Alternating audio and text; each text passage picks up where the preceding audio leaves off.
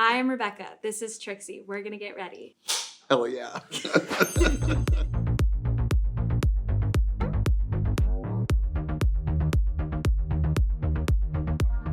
Okay, I have a YouTube voice, which I've been told is a lot louder than my real voice. So That's okay. You work in dance music. You're probably half hearing gone by now already, so. Yes, definitely. The tinnitus is strong. Hi, it's Trixie. Obviously, I don't know. I have nothing to say. You guys, Rebecca's here.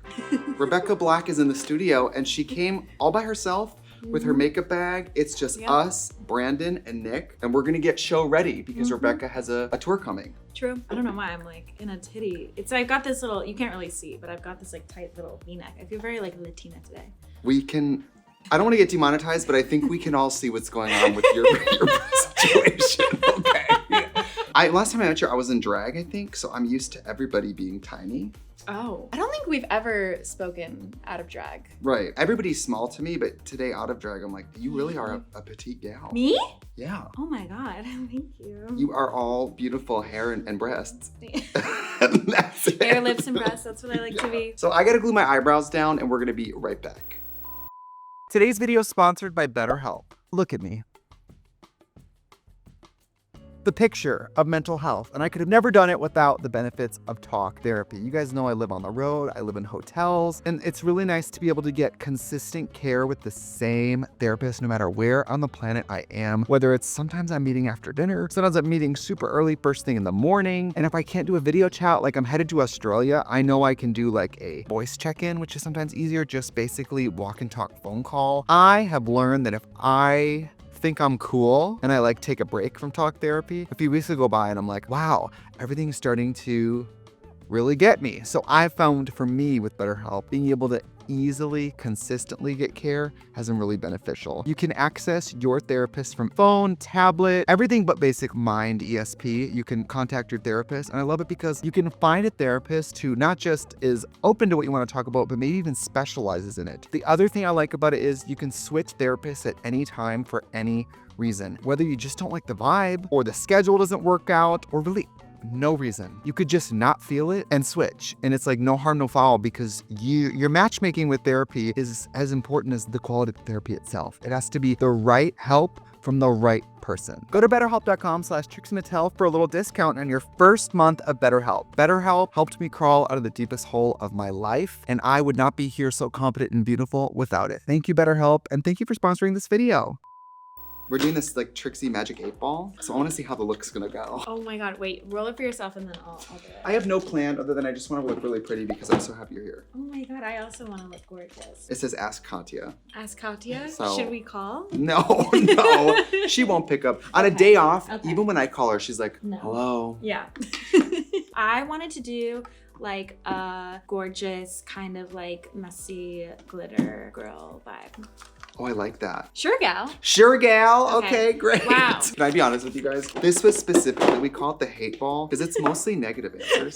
So if you get a yes, I think that means like yes. Yes. It's yeah. Mostly it's like, no, shut up, ugly, you're bald. And then once in a while, it's like, go ahead, girl. Maybe you have good karma.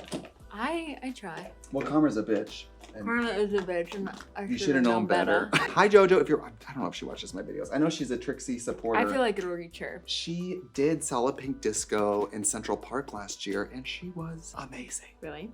Yes. Was it Karma? Did she do Karma? Oh, yes. Wow. She drank the alcohol on the stage. I live for that.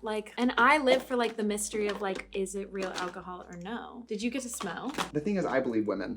And if you bring out the booze bottle, to me, there's something very exciting about someone being freshly 21, being like, that's right, I'm drinking. Yeah. It's a little like being 16 to be like, did you need a ride in my car? I mean, everyone does it. But when I was 21, I was like, here's my card. Right. I found that when I turned 21, people stopped asking for the card. And I'd be like, hello. So before I turned 21, my fake ID was a woman who was, I am pretty sure 37 years old at the time. She was also we were not the same race. I used her everywhere and never once did anyone ever take it away from me. So I was passing.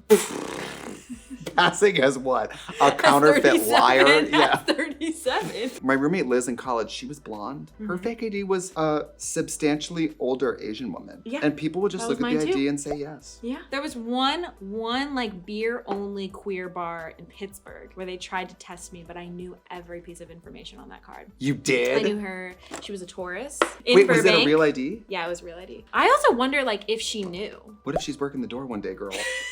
And she goes, excuse me. That's me. Also, can I state the obvious? Didn't people go, but aren't you Rebecca Black? And then what do you do, No. pick a new club?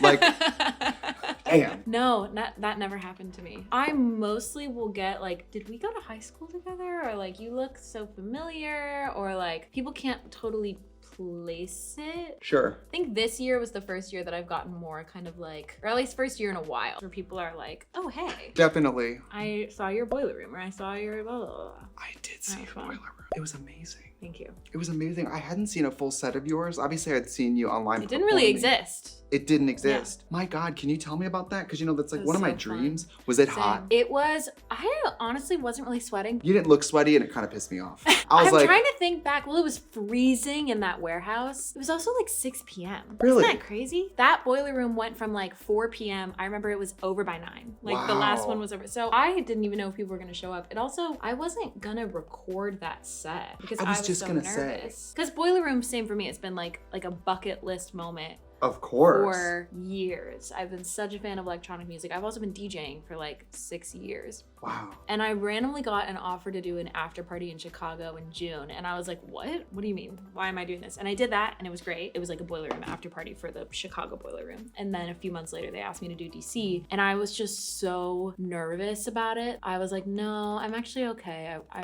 don't want to record this one. I just want to like get in there and like see the vibe. And then I played the set and I had so much fun. And I was like, I should have recorded that. And then they happened to record it anyway, so. Oh, Thank so God. you didn't know? Well, I noticed as I was doing it, I'm like, I know what a camera recording looks like. That camera is definitely on when it's not supposed to be. Because they Right. make it a thing where they're like, you have to tell us like a month in advance if you're doing this or not. I was just gonna say, because DJs, at least in my experience, are very like, don't make me sing. Don't. I don't know if I can. Should I? Should I do a set? I don't know. If it's a really important thing, Yeah. I will program every song in Yeah. the order I will play it. Really? Yes. Really? Yes. I didn't do that for Boiler Room. If it's something big, like Solid Big Disco or something, I need to know, especially Yeah. if I'm in drag, I need to know generally. Yeah. And I'm gonna play about 70% of what I planned. Really? Yeah. Normally before a set, I'll like, maybe like that week, I'll, do like a kind of like a trial run. I'll download all my new music. I'll test it out, make sure everything works, get on a CDJ and just like feel it out. And I usually know my like first, second, third song, usually. Always the first. I always know what my first song is. I But think that's important. Boiler Room, because I wasn't gonna film it, I was like, it, I'm just gonna have fun. So I just like showed up on the day and like did a little sound check. And I remember asking one of the people there, I'm like, should I do this song or should I do this Hannah Montana remix? And they were like, do the Hannah Montana remix. Do the Hannah Montana remix. It just set the vibe. Of for course. For the whole thing. And then I just kind of like went from there. Also, the CDJs were shaking. They were like not properly secured. And they told me there would be only like 4 or 5 people on the platform with me. Because how they always have like Girl, the they were boiler room right girls. in there. Literally, like the CDJs were this table and they were like putting their arms over the table and like I don't trying to get down with request songs. I don't get down with I was that. like, guys, did someone offer me poppers? I was like, it's 6 p.m. No, it was fun though. I was like, I felt really happy to be in a crowd of my people because that's like For sure. what it's felt like when I've like done clubs in LA over the last few years. I will say, you are obviously like, everyone loves you. You're so gorgeous, so gifted. You can do everything. You probably do inspire. Like, I watched your boiler room set and I usually skip around. The only ones I've watched in entirety, Honey Dijon, Whoa. amazing. Mm-hmm.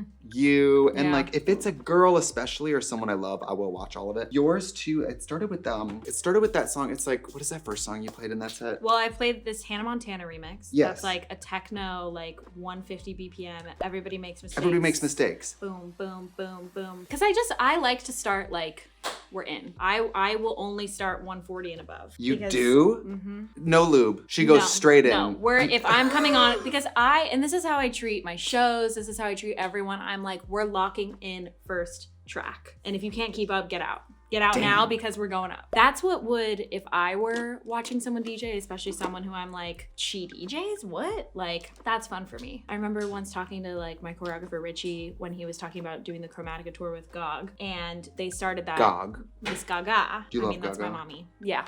Yeah. Love. Gaga, Lana, Beyonce. Those are like my girls that I like. I'm tapped in. I have this remix of Summertime Sadness that's like a disco version. And when it kicks, I got my red dress on tonight. People go from whatever version of drunk they were. It's almost like they let the alcohol take their body. People start getting so nasty to that song. Yeah, I do love a Lana Del Rey remix. I played a Lana remix. I played like a Mariner's Apartment Complex. Again, like very fast techno remix. And it's so funny rewatching that Boiler Room set because I'm watching like these like frat bros and this like blonde queen who looks straight out of a sorority, like just like getting their lives.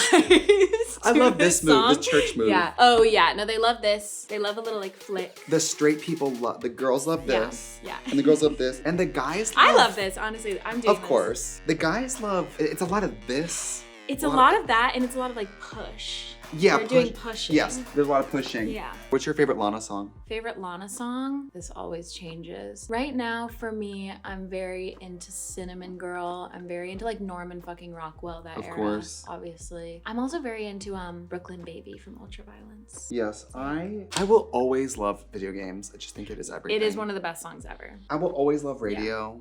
Yeah. Yes! I will always be Number life is sweet like cinnamon. I will always love it. Lana has like your heart songs and she has like her slut songs. And I love Lana as a slut. We have the same birthday, by the way. So that's the huge slut birthday. The summer solstice, it is the huge slut birthday. She has this unreleased song called Ridin' with A$AP Rocky. And it's so sexy and hot. I could listen to that any day. Have you ever had like a profound slut era yourself in your real life? Yep, I think I'm in it right now. You are? Whoa. Oh, that's why you want to do slutty club makeup. She says, I have the whole day available. I'm not doing anything. Honestly, what happened is this project that I'm about to release, I swear this is like not me trying to plug it, even though I can. You should. But I finished it at the beginning of summer. And then I was kind of stuck, I was stuck for a period of time where like I wasn't able to really work on the visuals. It was just kind of like sitting done. And I had so much free time for the first time in the summer. And I just hoarded up, went out. You did? I did. Wow. And it was so fun. You never had a slut era. I think an era suggests that it stops and starts. I'm always open. Okay. The world tells me, if people who are hot are trying to fuck me, we're probably gonna fuck. But like, if no one's trying to fuck me, I'm not like, please, sir. Please. You know what I mean? I'm not like panhandling for either. That's a Lana song. Panhandling for You know what my other fave is? I love Tunnel Under Ocean Boulevard. Yeah. It makes me cry. Yeah. I need like a Trisha cover of that song. I feel like she would eat that up. Some songs too, like I almost feel like the vibe of the people who love that song have ruined it. Like Ride to me is like, this is every like twink on the edge. And I was never a twink. And so I want to be a ride person. Like I want to ride down the PCH on cocaine, but that's just like not me because I don't have a license or any cocaine. For sure. Yeah. Ride is for like the Visco girls and the twinks. Can I say twink? I think so. I don't think it's a slur. I'm not using it as a slur. No. I think when I was twink age, I almost was jealous that I really wasn't that. I was never really a twink. I think in the 7-layer dip of gayness, the twinks are kind of like the frosting on everything. Like the vibe, the forward fashion, the melodrama. Remember Demon Twink? Yes. I love that. That was fierce. I don't want a normal twink. I want crazy twink. What do you consider yourself? Bald, cross-dressing, incredibly bespoke and wealthy. I don't know. I don't know. Daddy Warbucks. Young Daddy Warbucks. This just happened. Oh no. You guys, this beautiful Pat McGrath blush. They always crack. Let me tell you, I love you, Pat. They always crack. With my tour makeup, there's some brands where I'm just like, I can't go through that heartbreak again because that's gonna break. Yeah, I mean, I have broken many. I'm also like, I use the same brush for everything. You do? Yeah. I don't know what happened. I used to be so like particular about my makeup and have like I feel like I had like technique and that all disappeared like 2 years ago. Interesting. Honestly, when I started touring, because I just started getting really lazy and then your brush gets too dirty and then like I'm feeling real hoary, I think. So I kind of want to do some blues. Ooh. I'm gonna use my nighttime realness. Mine is toured. Let's just say that. Okay, She's toured. Is toured. I really enjoy doing my own makeup for shows just because it like gives me a reason to stop talking to people for a second. Totally. And, like get in the zone. I close the dressing room door. My lovely assistant Brandon, he even steps out. I like to be in there. I like to put on The Office on my iPhone and get ready while I watch The Office. Yeah, I'm usually listening to like some like podcast or like I love YouTube. Like I love listening to YouTube or watching people on YouTube. I don't mind if people are in there. I'm mostly like I start doing vocal warm-ups and I'm like, you want to get out of here. Like you're not gonna want to be here for this, you know? Yeah, I don't even want to be here for this. I don't want to be here for it either. Yeah. How did you learn to DJ? I learned to DJ at my ex's house, who lived with a bunch of my friends, and someone just like had a controller and would like DJ our little like functions. The house party. Yeah. And I was like, that just looks so fun. And like we would just kind of like take turns DJing like little pride parties or like whatever our little house parties were. And then I randomly booked a gig for this party called Candy Pop back in 2018. And I'd never been on CDJs before. I was just like, I got asked to do it and I was like, yeah, okay. Right. And then I turned up with my computer, didn't even know, I think at that point, like what like really a USB situation was. Sure. I just like downloaded Serato and downloaded a bunch of songs. And then I was like, why does none of this work? Damn. And somehow I got through the set. I don't know how, I don't know what happened, but that was like my first gig. And then after then I was like, well, I want to do that again, but not freak out. Yeah. And so that was when I really started to learn. I like don't love my computer. No, I don't want my computer on there. I like to just bring my little USB with my Yeah. headphones. I feel cunty showing up to a club for work with a purse. I do too. I do too. And my headphones. And I'm like, hi. Yeah, but I'm not like you. I'm not, what do you call it? Hard and fast right away. I like to buy the audience a dinner. Yeah. I like to slip in one Not me. finger. I like to, Nope. flirt.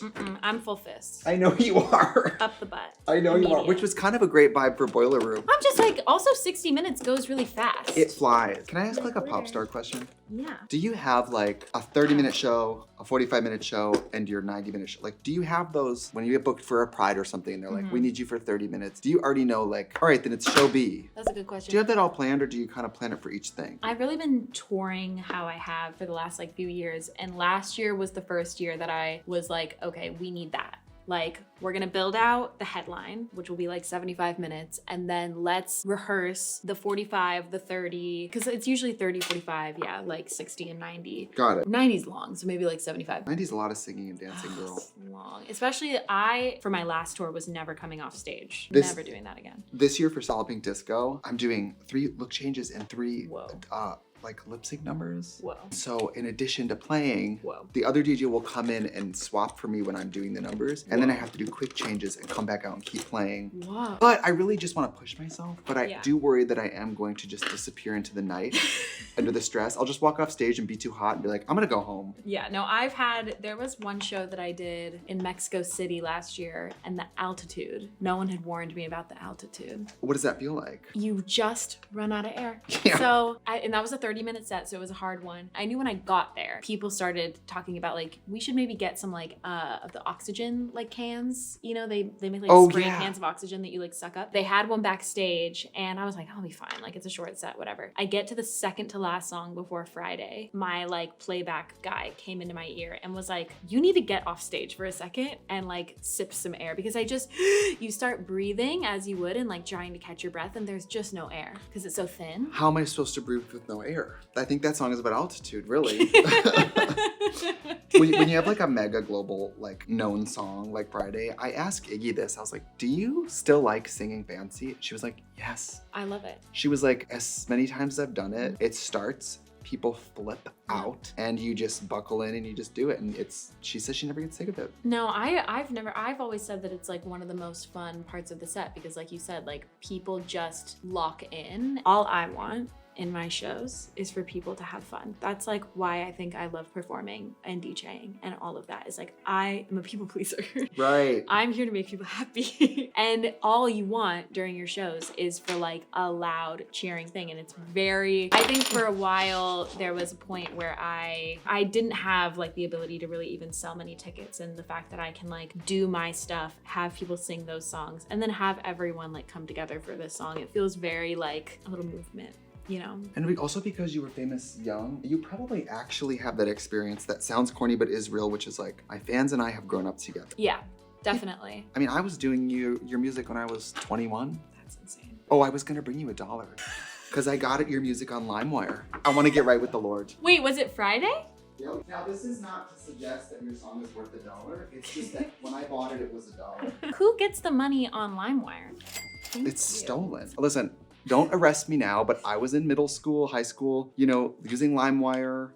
Thank you so much. I reached a point where I felt very strongly about early. I was like 18, I think, and I was like, We must we gotta pay stop. artists. Yes, we can't steal music. But when I lived in the country and didn't go to stores, Yeah. like stealing comedy albums Yeah. was like my only inlet to like hearing comedy and like, you know. Mm. So I feel bad. Like when I met Kathy Griffin, I did the same thing. I said, I owe you for some specials that I've stolen. And if I could ever make good on that. Again, karma. Karma's a bitch. Karma's a And bitch. you should have known better. Obviously, all the drag queens have done Friday at some point in their life. You know what the problem lot. with it was? You can only do it on Fridays. Well, I'm sorry. 'Cause Well, Katy- I did Saturday. Katy Perry has like a song for every holiday. Right. She We- also, have you heard the one, and I love Katy Perry, That's My Mother. She course. is so kind. Well, she now has one for when you wake up in the morning. She has one for brunches. I woke up, That's right. where it's like, let's get a sun and let's get a matcha latte. Pop music, we're all going to hell for some of this. I like the stupidity of pop music. I like the wanton, like, this song is about brunch and eggs. Go ahead, bitch. I like it too. I mean, I just love, I think we're in a moment where, well, I don't even think we're in a moment. Like, pop has always just been about committing. And if you commit hard enough, Of course. I used to do Katy Perry all the time because obviously I did Last Friday Night. I love that song. That's one of my it is favorites. a great song. It is a great song. I mean, I was such a huge, and still genuinely am, like, such a big Katy Perry fan. Like, I think she's one of the best pop stars of our generation. I remember being like 12 and like listening to Teenage Dream and that album and listening to Last Friday Night and getting to do that video was like one of the craziest, genuinely one of the craziest experiences of my life, and one of the most like, why am I here? I have to think of how young you moments. were too. I was 13. Also, in that video, the narrative of the video is that you're like her cool, hot neighbor or whatever that she wants to hang out with. Which was very nice. Whoever thought of that idea, that was very nice to me. Well, you're someone's cool, hot neighbor now. I guess so. I don't know. I don't know if I feel like that. Also, how does this, I just got this eyeliner. How does So this it is work? makeup. No, but You know, and I don't want to show my age because everybody on the internet thinks I'm a million years old. how old are you? I'm 35. Okay, it's a great age. One of the Boys, that record when it came out, I had it. Mm-hmm. I know every word of that album. That music on that first record is That's so music. good. That's music. And when I was a Yeah. drag queen too, I used to always do Birthday because she had good songs for if you're a working drag queen. Every holiday, Firework, every Pride, like. Yes. Also, we haven't mentioned Rebecca and Nick went to high school together. Middle school. Middle school together. Yeah, we did. Haven't seen each other since. When I told him you and I were gonna try to work together, he was like, do you know that I kind of know her? And I was like, no, you don't. He does. You know a side of me. Oh, let's see. When I was in middle school in musical theater, that was like when Glee debuted. Okay. And I was convinced that like the closer I got to becoming Rachel Berry in my real life, like the closer I would get to happiness. I've never seen that show. What? Yeah, I've never seen it. I just did a show with Amber Riley, Ooh. and I said, yes. I have to tell you, your version of Disco Inferno is so cunty. She's incredible. And it really is. The drag queens always do that. It's the best version of Disco Inferno if you guys haven't heard it. She is an animal. Glee did do Friday. Did you know about this? When it was coming, did you already know they were doing it? Yes, the Katy Perry collab and the Glee collab hit like a 1-2 punch, and it almost knocked me out. That was happening like whilst all of the other Friday stuff was happening at the same time, Yeah. and that kept me alive. That sounded a lot darker than I meant it to be. No, That no, was no. supposed to be a joke. It but spiritually kept you alive. It spiritually, like, it made no sense to me that was happening at all. That was the point in my career where I started to also learn that like so much will get promised to happen, but nothing actually is real until you see it for yourself. 100%. And so the Glee thing was one of those where I was like, there's just no way that's actually gonna happen until I watched the episode. And I was like, Oh, yeah. Did you flip out? Did you cry? yeah, Yeah. definitely. Wow, it's crazy. You leave like a dust. I'm sorry. No, It's everywhere. awesome. I'm sorry. It's awesome. No, that's why I'm here. By the way, we have this new Trixie shirt. The front says Trixie, and the back is me in drag crouched on the floor of a car. It's beautiful. Well, I brought you one. Really? Yeah. Can I It's grab stunning. it for you? Yeah. Okay. This is for you. The women's is a crop, and it has me on the Cute. front. I guess it's not really a crop on you, but Well, I can crop it more. I think we could trust you to make that sluttier. I love it. Well, if I did like a little like bolero, it would just be your face. Oh yeah, watch you make it a keyhole and you cut my face out entirely.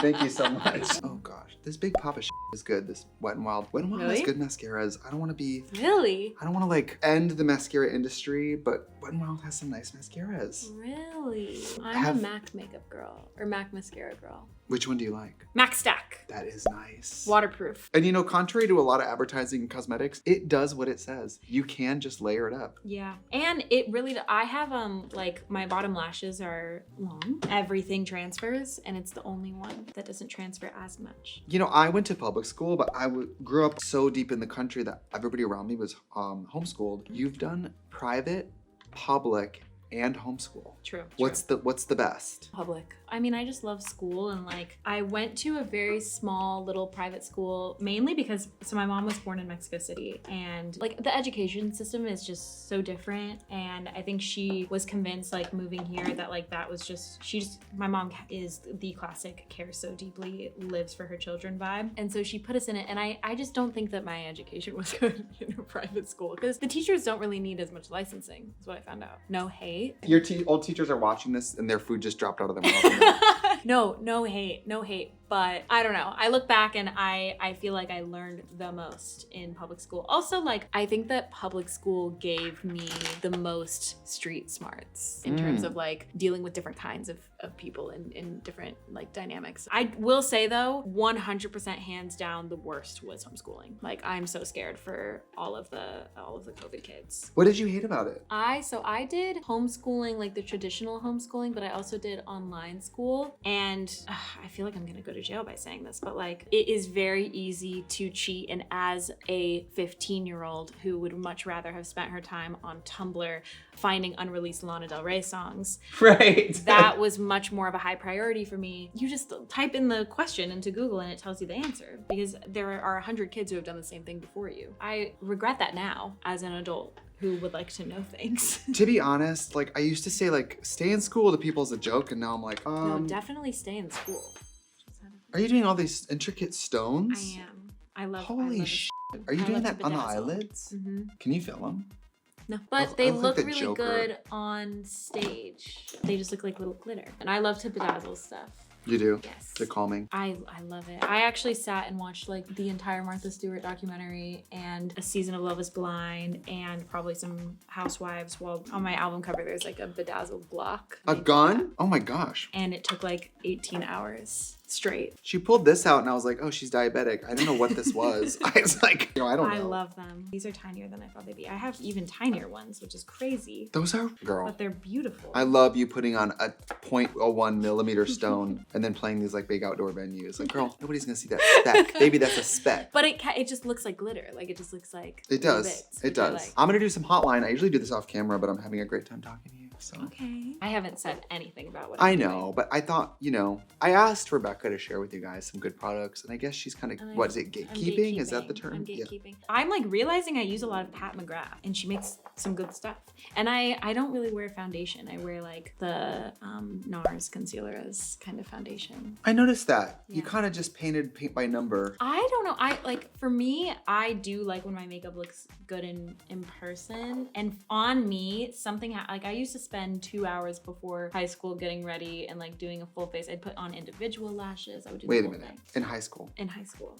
Yes. Because you were done with the Start. homeschooling and you said the girls are gonna Yeah, the girls are gonna gag. The 14-year-olds are gonna gag when they see these lashes. That doesn't surprise me. My sister was in high school and she would wear glitter and lashes and everything, and I was like, go off. If glitter is not made for teenagers to wear on their face, who's it made for, I agree. It was also like it was just me like discovering who I was as a woman, On women, you're attracted to women. Do you like women with kind of like femme, a lot of makeup? Do you like? I like boys. I like girls who are boys. Me too. Like, I've always considered myself to not really have a type.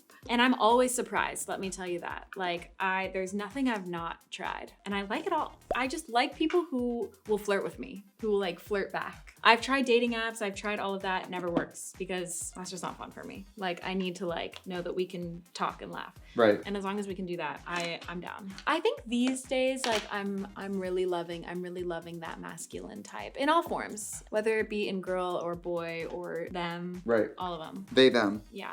Oh, I love a they, them. Love a they, them. Yeah. Love a short bang. Love a blue bowl cut. Give me it all. Really? No, not sexually, but I like, if I was into girls, I know, because I, as a drag queen, there's always that very butch girl bartender. And I feel like drag queens and very masculine presenting women have this like sexual interchange of energy where it's like, hi daddy. You know what I mean? Like, this is my daddy. My daddy, she's gonna make me a drink. You know what I mean? Like, if I was gonna be with girls, I would want like a Guy Fieri shirt and like a chain wallet. Oh, hot. You know what I mean? Yeah, hot. That's what I want. Yeah, I love like someone who looks like that's like my 100% time. What are you doing later? I will say, like, as much as people hate on this, like, I am here for that, like, het vibe where there's, like, a guy who looks like shit and just, like, a perfect doll. Like, I think that's hot, personally. Yeah, You obviously know? a lot of people feel that way because a lot of people do that. A lot of people do it. A lot of people do it. And I'm part of, like, that's where my Chad kicks in, I think. Right. As a drag queen, I feel like butch girls are always around us, honestly protecting us. And like, you know, I always feel like the butch girls who work at the clubs are always protecting the dolls, like always looking out for us. The truth is, underneath it all, these bitches are soft as hell puppy dogs who will cry from a commercial. Yeah. So don't believe that tough that's shit. That's the thing. The real men are me. Right, exactly. And that, I love that dynamic. But I also, like, I am learning what it's like to, like, date someone with taste and style right now. And I'm also enjoying that, you know? Yeah. I am enjoying that. I do usually date older, trying like 50, to not do 60. that. Like 35. Cut the cameras, dead ass. I'm so over this shit. I have been disrespected too many times in my own home. There are people at 35 are, you know, just put them down. You know what I mean? They have nothing to offer. They should be shot. Let them go. You know, we're probably towards the end of this makeup, so are you okay if we do a wrap up and come back all done? Yeah. Okay, we'll be right back. Oh my God. Nick, this is you. Like, immediately I knew I had photos. Oh my God. This is so shocking, you guys. Nick, you look like Charlie Brown. Rebecca and I were the two that took music theater the most serious. You're talking to the princess and queen, prince and king of musical theater. Here we are. No, I think it's princess. What is your gender in these pictures? Completely. There's a lot of styling choices that let us know exactly what year this was. What a horrible time of living. Yeah. Middle school. Yeah. I remember our musical theater teacher telling me that I couldn't be, we were doing Guys and Dolls as our production that year, and I couldn't be a crap shooter because I was too gifted, and I thought she meant it was because I was too pretty. It was because I had breasts.